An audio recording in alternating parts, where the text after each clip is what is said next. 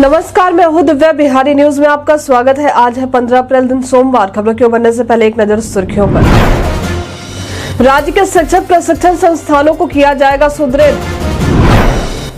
85 साल से अधिक उम्र वाले मतदाताओं में बिहार तीसरे स्थान पर। सीएम नीतीश के पास शिक्षक संघ ने इस मामले को लेकर लिखा पत्र। आज उगते सूर्य को अर्घ्य देने के साथ ही छठ का होगा समापन। पेट्रोल पंप पर होने वाले गड़बड़ी की यहां कर सकते हैं शिकायत। आज होगा आरसीबी और एसआरएच के बीच आईपीएल का 30वां मुकाबला। अब चलिए बढ़ते हैं बिहार के अब तक के 25 बड़ी खबरों की ओर विस्तार से। एसएससी ने 3712 पदों पर निकाली भर्ती। एसएससी द्वारा 3712 पदों पर भर्ती निकाली गई है। इस भर्ती के लिए आवेदन प्रक्रिया शुरू है और आवेदन करने की अंतिम तारीख 7 मई 2024 है। इस भर्ती के लिए जरूरी है कि उम्मीदवारों ने 12वीं पास किया हो। इस भर्ती के लिए इच्छुक उम्मीदवारों को इसके आधिकारिक वेबसाइट ssc.gov.in पर आवेदन करना होगा। इस भर्ती के लिए जरूरी है कि उम्मीदवारों की उम्र सीमा 18 वर्ष से लेकर 27 वर्ष तक होनी चाहिए। उम्मीदवारों का चयन टीयर 1 और टीयर 2 की परीक्षा के तहत किया जाएगा। भर्ती से संबंधित सटीक और अधिक जानकारी के लिए आप इसके आधिकारिक वेबसाइट और अधिसूचना को देख सकते हैं। राज्य के शिक्षक प्रशिक्षण संस्थानों को किया जाएगा सुदृढ़। शिक्षा विभाग शिक्षकों को नियमित रूप से बेहतरीन प्रशिक्षण की व्यवस्था करेगा। इसको लेकर विभाग ने निर्णय लिया है कि राज्य के शिक्षक प्रशिक्षण संस्थानों को सुदृढ़ करेगा। इसके लिए वित्तीय वर्ष 2024-25 के लिए 215 करोड़ खर्च करने की स्वीकृति दी गई है। विभाग ने जारी आदेश में कहा है कि शिक्षकों के आवासीय और गैर आवासीय प्रशिक्षण में गुणवत्ता का विशेष ध्यान रखना है। इसके लिए जरूरी है कि प्रशिक्षण संस्थानों की आधारभूत संरचना विकसित हो। संस्थानों में आधारभूत संरचनाओं के विकास, निर्माण, जीर्णोद्धार के साथ ही तकनीकी सेवाओं के विकास के लिए उक्त राशि स्वीकृत की गई है। बिहारी पहचान में आज हम बात करेंगे दशरथ मांझी के बारे में। दशरथ मांझी का जन्म 14 जनवरी वर्ष 1934 में बिहार के गहलोर में हुआ था।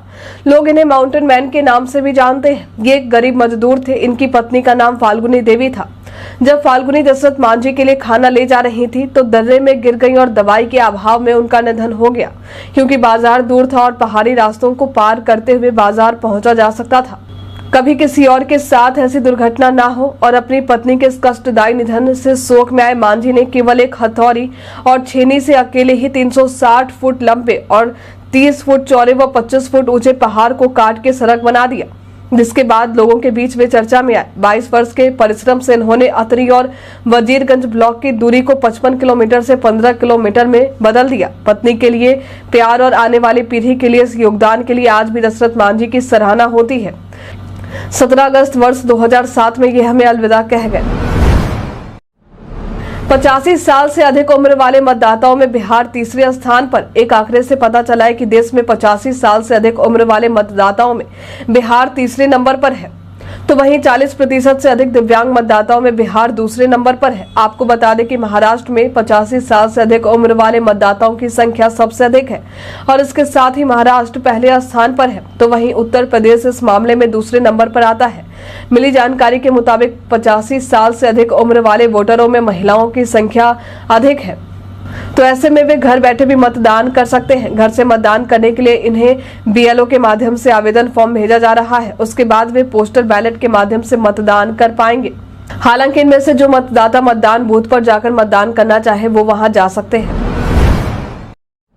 पेट्रोल पंप पर होने वाले गड़बड़ी की यहां कर सकते हैं शिकायत। बाइक या गाड़ी चलाने वाले हम में से कई लोग हैं जो भी पेट्रोल और डीजल वाले वाहन चलाते हैं। उन्हें गाड़ी में तेल भरवाने के लिए समय समय पर पेट्रोल पंप जाना पड़ता है, लेकिन कई बार पेट्रोल पंप पर गड़बड़ी या लापरवाही की खबर भी सामने आती है, जिसके तहत आपको चकमा देकर आपकी गाड़ी में कम तेल डाल दिया जाता है। ऐसे में हमें सावधान रहने की जरूरत है। लेकिन कभी भी आपको इस बात पर शक हो कि जितने पेट्रोल या डीजल आपको चाहिए थे उससे आपको कम ही मिले हैं, तो ऐसी स्थिति में आप शिकायत भी कर सकते हैं।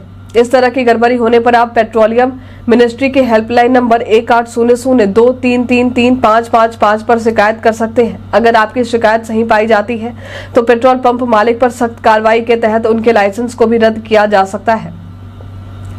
क्या आपके साथ पेट्रोल पंप पर इस तरह का मामला हुआ है? हमें कमेंट करके जरूर बताएं। रिकॉर्ड संख्या में जनता मांग रही रोजगार। 7 लाख से अधिक स्टूडेंट्स ने कराया रजिस्ट्रेशन। बीते 31 मार्च को समाप्त हुए वित्तीय वर्ष में बिहार में रिकॉर्ड संख्या में बेरोजगारों ने रोजगार के लिए निबंधन कराया है। नेशनल करियर सर्विस यानी कि NCS पोर्टल पर वित्तीय वर्ष 2023-24 में 7,39,492 लोगों ने निबंधन कराए हैं। ये अब तक के वर्षों में सबसे अधिक है। राज्य या केंद्र की ओर से लगाए जाने वाले रोजगार मेले में भाग लेने वाले बेरोजगारों के लिए NCS पोर्टल पर निबंधन जरूरी होता है। वित्तीय वर्ष 2015-16 से ऑनलाइन निबंधन की प्रक्रिया जारी है। जिलावार आंकड़ा देखें तो पटना में सबसे अधिक बेरोजगार हैं। पटना के 39,561 लोगों ने रोजगार के लिए निबंधन कराए हैं। दूसरे पायदान पर समस्तीपुर है, जहां 39,170 लोगों ने निबंधन कराए हैं। आज उगते सूर्य को अर्घ्य देने के साथ ही छठ का होगा समापन। आज चैती छठ का चौथा दिन है। आज उगते सूर्य भगवान को अर्घ्य देने के साथ ही छठ जैसे महापर्व का समापन होगा। बता दें कि इस दौरान व्रती भगवान सूर्य को अर्घ्य देने के साथ ही पूजा अर्चना करेंगे। मालूम हो कि नहाय खाए के साथ चैती छठ की शुरुआत हुई थी। प्रसाद के रूप में छठी मैया और भगवान भास्कर को मुख्य रूप से ठेकुआ और कई फल चढ़ाए जाते हैं। छठ को लेकर प्रदेश में कई जगहों पर एक अलग ही माहौल देखने को मिल रहा था। आज छठ के समापन के साथ ही व्रती लंबे उपवास को तोड़कर पारण करेंगे। बिहार पर्यटन में आज हम बात करेंगे श्री कृष्ण विज्ञान केंद्र के बारे में। श्री कृष्ण विज्ञान केंद्र बिहार की राजधानी पटना में गांधी मैदान के पास स्थित है। इसकी स्थापना वर्ष 1978 को हुई थी। इसका नाम बिहार के पहले मुख्यमंत्री श्री कृष्ण सिंह के नाम पर रखा गया है। इस विज्ञान केंद्र में आपको कई अद्भुत चीजें देखने को मिल जाएंगी। इसमें डायनासोर की कृत्रिम संरचना सबसे खास है। इसे देखकर बच्चे काफी आकर्षित भी होते हैं। यहाँ स्कूली बच्चों को खासकर विज्ञान से संबंधित कई चीजें देखने को और सीखने को मिलती हैं। अगर आप भी कहीं घूमने का प्लान बना रहे हैं तो यहाँ आ सकते हैं। डॉक्टर का सपना देख रहे हिंदी छात्रों को भी बिहार सरकार देगी खुशखबरी। स्वास्थ्य विभाग ने बिहार में डॉक्टर बनने का सपना देख रहे हिंदी छात्रों के लिए बड़ी पहल की है। दरअसल स्वास्थ्य विभाग ने निर्णय लिया है कि बिहार में अब मेडिकल की पढ़ाई हिंदी में होगी। इस संबंध में स्वास्थ्य मंत्री मंगल पांडे ने विभाग की समीक्षा की है। साथ ही अधिकारियों को इस दिशा में काम करने के सुझाव भी दिए हैं। आपको बता दें कि बिहार में ये पहल मध्य प्रदेश के मेडिकल कॉलेजों को देखकर उठाया गया है। दरअसल मध्य प्रदेश के मेडिकल कॉलेज में भी MBBS की पढ़ाई हिंदी में हो रही है। मेडिकल की पढ़ाई अब हिंदी में करवाई जाएगी। इससे हिंदी भाषी बच्चों को कितना फायदा होगा, हमें कमेंट करके जरूर बताएं। जाने रेलवे में छोटे बच्चों को मिलने वाली सुविधा के बारे में। हम में से कई लोग ऐसे होंगे जिनके लिए ट्रेन से सफर करना काफी आरामदायक होता है। ट्रेन का सफर आरामदायक होने के साथ ही अन्य ट्रांसपोर्टेशन से काफी सस्ता भी होता है। रेलवे द्वारा ट्रेन से यात्रा करने वाले यात्रियों को भी कई सुविधाएं दी जाती हैं। इसी में से एक सुविधा है छोटे बच्चों को रेलवे में निःशुल्क यात्रा। जो बच्चे 1 से 4 वर्ष तक के हैं, रेलवे द्वारा उनके यात्रा का किराया नहीं लिया जाता है और न ही उन्हें कोई रिजर्वेशन करवाने की जरूरत पड़ती है। तो वही जो बच्चे 5 से 12 साल तक के होते हैं, उनका केवल हाफ टिकट ही लिया जाता है। क्या आपको रेलवे के इस नियम के बारे में पता था? हमें कमेंट करके जरूर बताएं। सीएम नीतीश के पास शिक्षक संघ ने इस मामले को लेकर लिखा पत्र। राज्य के विश्वविद्यालय के शिक्षकों को पिछले 3 महीने से वेतन पेंशन भुगतान नहीं हो रहा है। अब इस मामले को लेकर इन सभी ने सीएम नीतीश कुमार से हस्तक्षेप करने की मांग की है। इस संबंध में मुख्यमंत्री नीतीश कुमार को बिहार राज्य विश्वविद्यालय शिक्षक महासंघ के कार्यकारी कन्हैया बहादुर सिन्हा और महासचिव व विधान पार्षद संजय कुमार सिंह ने पत्र लिखा है। पत्र के जरिए उन्होंने कहा है कि शिक्षकों और कर्मचारियों को वेतन और सेवानिवृत्त अध्यापकों तथा कर्मियों समेत उनके आश्रितों को पेंशन भुगतान सुनिश्चित कराने की मांग है। इसके अलावा महासंघ ने कहा है कि शिक्षा विभाग के अपर मुख्य सचिव के पाठक द्वारा लगातार राजभवन के अधिकारियों को चुनौती दी जा रही है। बीजेपी के संकल्प पत्र पर ही जदयू लड़ेगा चुनाव। एनडीए की तरफ से बीजेपी के संकल्प पत्र को जारी कर दिया गया है। संकल्प पत्र जारी करने के साथ ही एनडीए के सभी घटक दल एनडीए के 400 पार के नारे बुलंदी के साथ लगा रहे हैं। इसी कड़ी में खबर आई है कि बीजेपी द्वारा जारी किए गए घोषणा पत्र पर ही जदयू भी चुनाव लड़ेगा। मालूम हो कि बीजेपी के अलावा एनडीए के और किसी भी दल ने अपने संकल्प पत्र को जारी नहीं किया है। इस संबंध में जदयू प्रवक्ता अरविंद निषाद ने कहा है कि एनडीए में एकजुटता है, जबकि दूसरी तरफ इंडिया गठबंधन में कोई परिवर्तन पत्र जारी कर रहा है तो कोई घोषणा पत्र जारी कर रहा है। राजद प्रत्याशी की प्रचार गाड़ी इस वजह से हुई जब्त। लखीसराय जिले में जमुई लोकसभा क्षेत्र की राजद प्रत्याशी अर्चना कुमारी रविदास की प्रचार गाड़ी जब्त कर ली गई है। आपको बता दें कि कई चेक पोस्ट का निरीक्षण करने एसपी पंकज कुमार खुद निकले थे। इस दौरान उन्होंने अर्चना रविदास के प्रचार वाहन की भी जांच की। जांच के दौरान उन्होंने पाया कि प्रचार वाहन के परिचालन का मूल आदेश पत्र नहीं है। हालांकि इस दौरान वाहन चालक ने आदेश पत्र की एक फोटो कॉपी दिखाई, लेकिन एसपी ने आदेश पत्र की फोटो कॉपी को मानने से ही इनकार कर दिया। इस मामले को लेकर एसपी पंकज कुमार ने कहा कि मूल आदेश पत्र वाहन के शीशे पर आगे चिपकाना अनिवार्य होता है। साथ ही दूसरे जिले में वहां के प्रवेश के लिए भी आदेश लेना जरूरी होता है।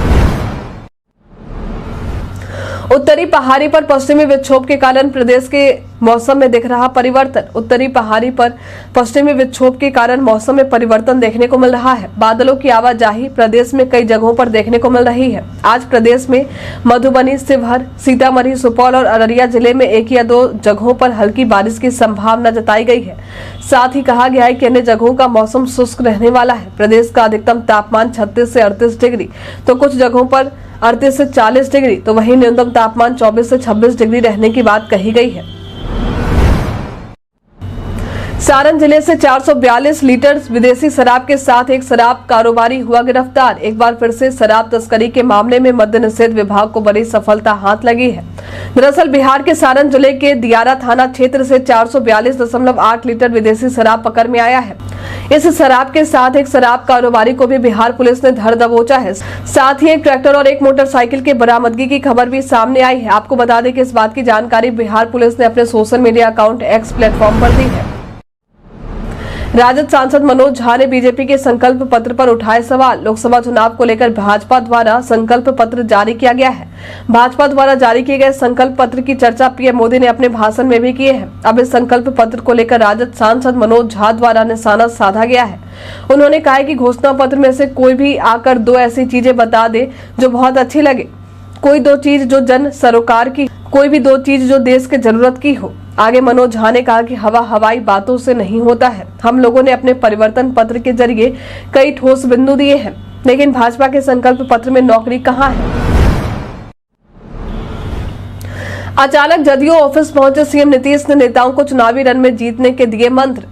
सीएम नीतीश कुमार रविवार को अचानक जदयू कार्यालय पहुंच गए और पार्टी के कार्यकर्ताओं के साथ वर्चुअल बैठक की। सीएम नीतीश कुमार ने कार्यकर्ताओं से लोकसभा क्षेत्र में माहौल जाना और उनसे बातचीत की। वहीं इसको लेकर राज्यसभा सांसद संजय झा ने कहा है कि सीएम ने बांका, भागलपुर, किशनगंज, पूर्णिया और कटिहार के पार्टियों नेताओं से संपर्क किया है। इस दौरान सीएम के सामने जिला कार्यकारिणी, जिला अध्यक्ष, लोकसभा प्रभारी ने अपनी बात रखी।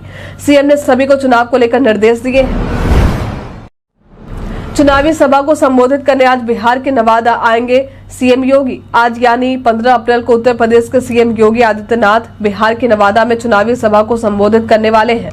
यहां सीएम योगी एनडीए के बीजेपी उम्मीदवार डॉक्टर विवेक ठाकुर के लिए वोट मांगेंगे। आपको बता दें कि नवादा में सीएम योगी की ये जनसभा अकबरपुर प्रखंड के फतेहपुर मोड़ स्थित डीही आहर मैदान में आयोजित होने वाली है। नवादा आकर सीएम योगी बीजेपी के एजेंडे की चर्चा करेंगे। साथ ही एनडीए के 400 पार की अपील भी बिहार की जनता से करेंगे।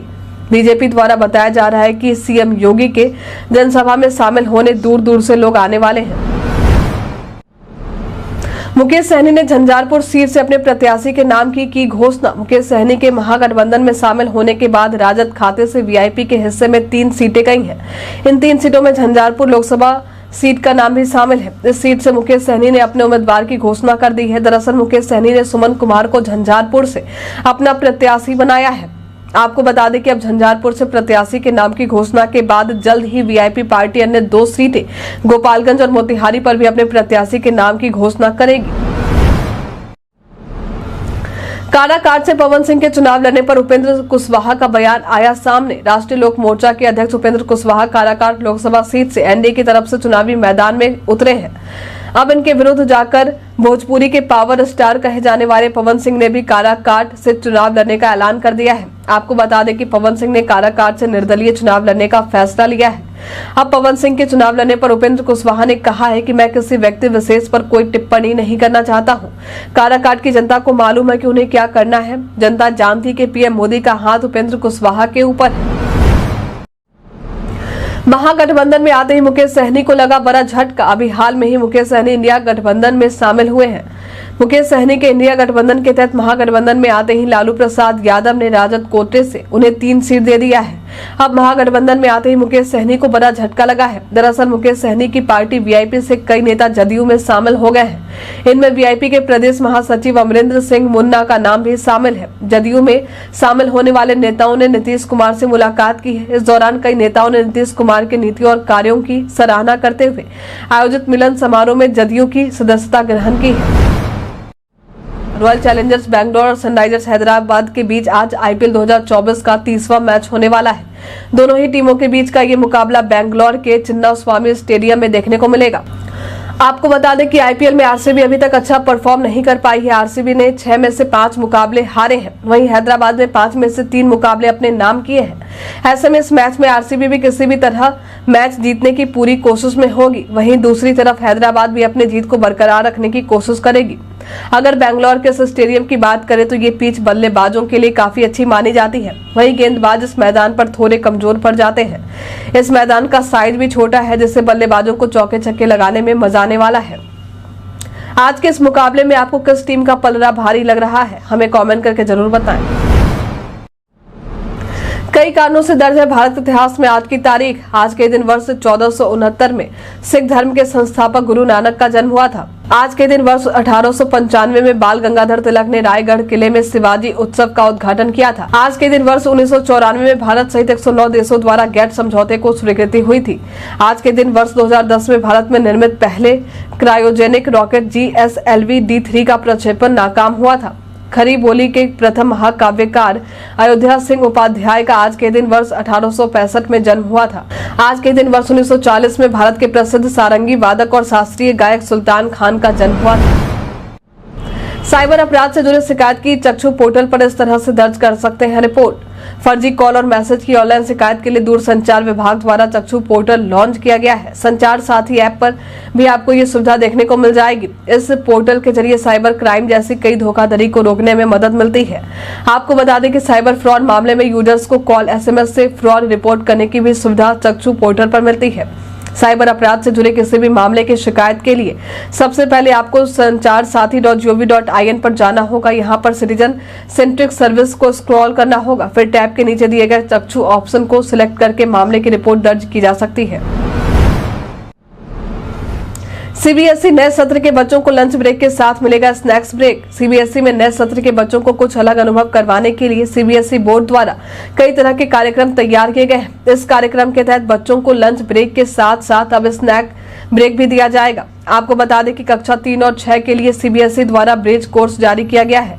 इस ब्रिज कोर्स के तहत बच्चों को 45 मिनट का लंच ब्रेक तो दिया ही जाएगा, साथ ही 2 से 3 पीरियड के बाद बच्चों को 15 मिनट के लिए स्नैक्स ब्रेक भी मिलेगा। बच्चों को कैसे पढ़ाया जाएगा, इसे लेकर हर विषय के लिए घंटे और पीरियड सीबीएसई द्वारा नए पाठ्यक्रम में तय हुए हैं। इन सब के अलावे इन दोनों ही कक्षा में शनिवार को किताबी पढ़ाई नहीं होगी। किताबी पढ़ाई की जगह बच्चों को एक्टिविटी करवाई जाएगी। हम प्रतिदिन आपसे 5 ऐसे जरूरी सवाल पूछेंगे और उसका जवाब बताएंगे जो कि बीपीएससी, बिहार पुलिस दरोगा समेत एसएससी जैसी अन्य प्रतियोगी परीक्षाओं में काम आएंगे। सवाल इतिहास, बिहार स्पेशल, विज्ञान, करंट अफेयर्स और भूगोल से रहेंगे। पूछे गए 5 सवालों में आपने कितना सही उत्तर दिया है ये हमें कमेंट करके जरूर बताएं। तो हमारा पहला सवाल है, भारत ने मॉरिशस के किस द्वीप में हवाई पट्टी का निर्माण कराया है जिसका हाल ही में पीएम मोदी ने शुभारंभ किया है? ऑप्शन ए है अगालेगा, ऑप्शन बी है ग्रेबियर, ऑप्शन सी है हर्मिटेज, ऑप्शन डी में से कोई नहीं।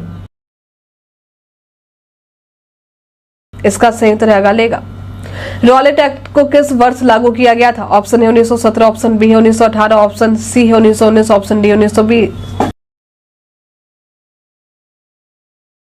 इसका सही उत्तर है 1919। भारत में ब्लू सिटी के नाम से किस शहर को जाना जाता है? ऑप्शन ए है रायपुर, ऑप्शन बी है जयपुर, ऑप्शन सी है उदयपुर, ऑप्शन डी है जोधपुर। इसका सही उत्तर है जोधपुर। 1857 के विद्रोह का बिहार में किसने नेतृत्व किया था? ऑप्शन है तात्या टोपे ने, ऑप्शन बी है कुंवर सिंह ने, ऑप्शन सी है रानी लक्ष्मीबाई ने, ऑप्शन डी है मंगल पांडे ने। इसका सही उत्तर है कुंवर सिंह ने। स्वतंत्रता से पूर्व बिहार के पहले गवर्नर कौन थे? ऑप्शन है sir Henry Hiller, option B है सत्येंद्र प्रसाद सिन्हा, ऑप्शन सी है sir James David Sefton, option D है जयराम दास दौलतराम। इसका सही उत्तर है सर जेम्स डेविड सेफ्टन।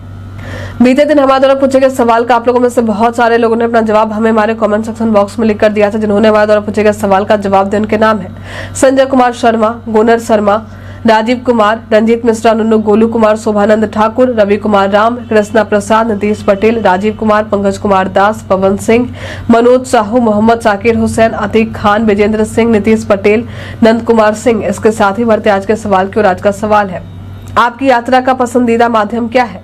हमें कमेंट में लिखकर जरूर बताएं। आज के लिए इतना ही। बिहार की तमाम खबरों के साथ बने रहने के लिए देखते रहे बिहारी न्यूज। और साथ ही अगर आप यूट्यूब से देख रहे हैं तो चैनल को लाइक करना और सब्सक्राइब करना। अगर आप फेसबुक से देख रहे हैं तो पेज को फॉलो करना ना भूलें। धन्यवाद।